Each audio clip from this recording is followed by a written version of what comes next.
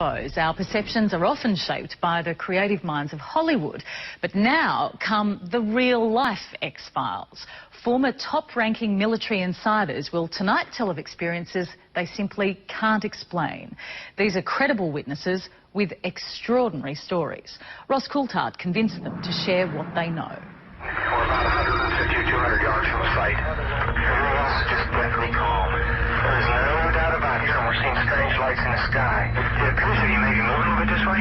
Yes, it's burning and has been. It's coming this way. It is definitely coming this way. The pieces of it are shutting off. There is no doubt about it. This is weird. What is it? We don't know, sir. We're standing there in awe, and all of a sudden a beam came down right to the side of us. Is this communication?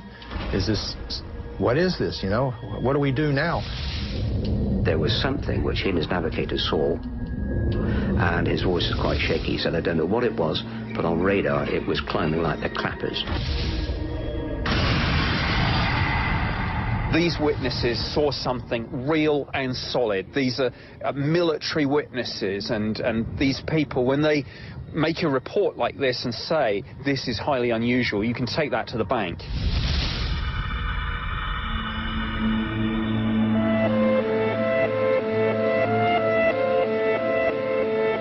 Inside the British Ministry of Defence, Nick Pope was cleared to read Britain's most closely held state secrets.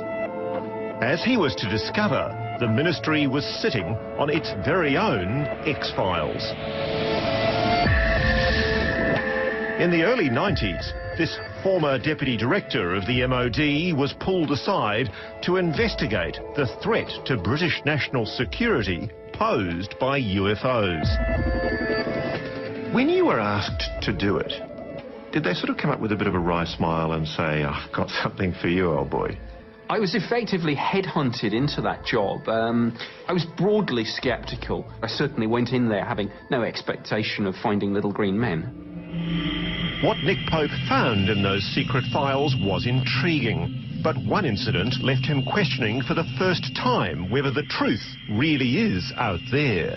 The turning point was the Cosford incident.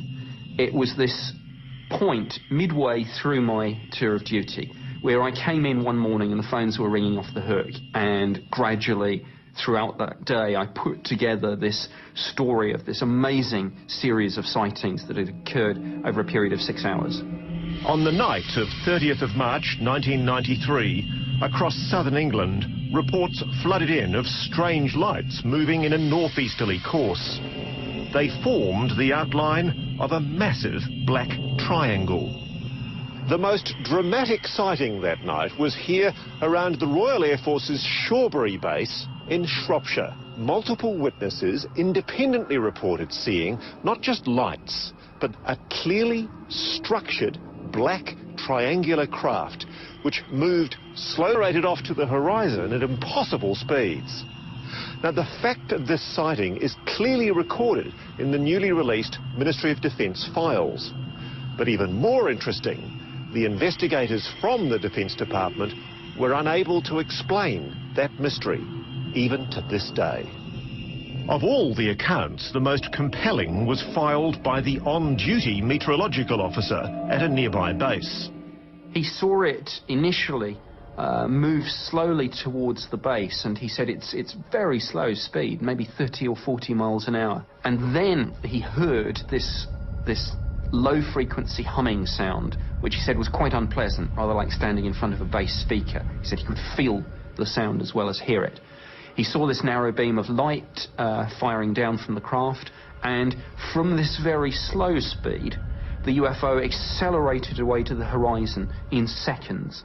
And he described this to me as many times faster than a military jet aircraft.